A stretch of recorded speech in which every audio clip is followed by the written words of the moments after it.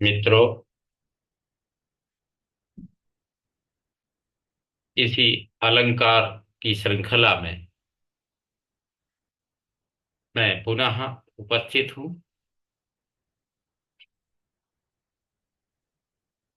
यमक अलंकार के साथ। यमक अलंकार का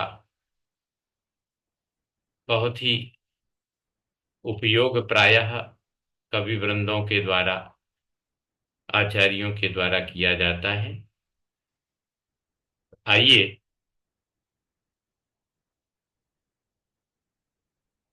यमक अलंकार के लक्षण से आप सब परिचित हैं। यमक अलंकार का लक्षण है सत्यर्थे पृथगर्थायाः स्वर व्यंजन संहतेः क्रमेण तेनैवावृत्तिर यमकम विनिगद्यते। अर्थात जहां अर्थयुक्त भिन्न भिन्न अर्थों के शब्दों की पूर्वक क्रम से आवृत्ति होती है, वहां यमक अलंकार होता है। तो इस यमक अलंकार के लिए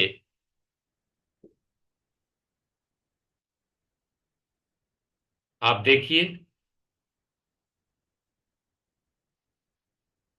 ये यमक अलंकार जो है, यमक का अर्थ होता है वर्ण समूह। यम यानी जोड़ा। तो वर्ण समूह का अर्थ एक वर्ण समूह का दूसरे वर्ण समूह से अर्थ यदि अलग होगा तो वहां यमक अलंकार होगा। यह अलंकार शब्दालंकार में परिगणित होता है। और भी विशेषता है यमक की। यमौ द्वौ समजातौ तत्प्रकृ तत्प्रकृतिर यमकम। यमौ द्वौ समजातौ तत्प्रकृतिर यमकम। अर्थात जहां समान रूप से दिखाई देने वाले दो शब्द अर्थ की दृष्टि से भिन्न होते हैं, अलग अलग होते हैं, वहां यमक अलंकार होता है। कहीं अर्थ की भी बात आ रही है तो यमक का अर्थ होता है जोड़ा। यमौ द्वौ, इसीलिए यमक का शाब्दिक अर्थ भी यही है कि जोड़ा। अर्थात जहां दो शब्दों का या दो पदों का समान प्रयोग हो और उनके अर्थ भिन्न हो, तो इसलिए यमक का अर्थ होता है जोड़ा। स्वर और व्यंजनों के समूह का यहाँ जोड़ा बनता है। यानी वर्ण का जो समूह होता है वो पद होता है। तो ऐसे उस पद के समान पदों का जहां प्रयोग बार बार हो और उनका अर्थ की दृष्टि से वो अलग हो, वहां यमक अलंकार होता है। और यमक अलंकार में यह भी ध्यान देने की बात है, यमकादौ भवेदैक्यम डलोर बवोर लरोह ससोह। यमक में डाल, बा वा, ला र और स सा, इनमें समानता होती है। इनमें भेद नहीं मानना चाहिए। उदाहरण देखिए, नवपलास पलास वनम पुरा स्फुट पराग परागत पंकजम मृदुलतांत लतांतमलोकयत् ससुरभिम सुरभिम सुमनोभरैः।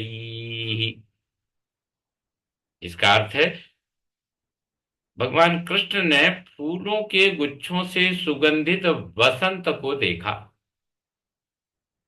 जो मृदुल और विस्तीर्ण लताओं से व्याप्त था।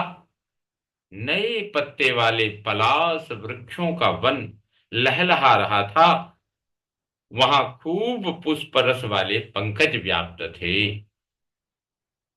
यहाँ पलाश और सुरभि शब्द सार्थक तो हैं, पर भिन्नार्थक भी हैं।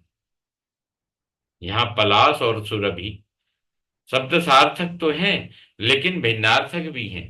यहाँ लतांत लतांत तथा पराग पराग में पहला निरर्थक है, और मृदुल तथा तांत हो जाने से, मृदुलतांत में मृदुल और तांत हो जाने से दूसरा निरर्थक परागत हो जाने से इस कारण यहाँ यमक अनुप्रास से भिन्न भी हो गया, क्योंकि वर्णों की आवृत्ति में अनुप्रास होता है और पदों की आवृत्ति में यमक होता है। तो इसमें क्योंकि अर्थ की मर्यादा है, इसलिए इसको अर्थालंकार में भी परिगणित आचार्यों के द्वारा किया गया है। तो ये यमक अलंकार आपके उपयोग में आएगा।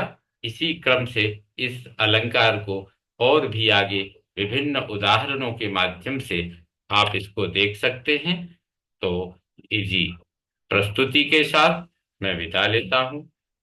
सर्वेभ्यो नमो नमः।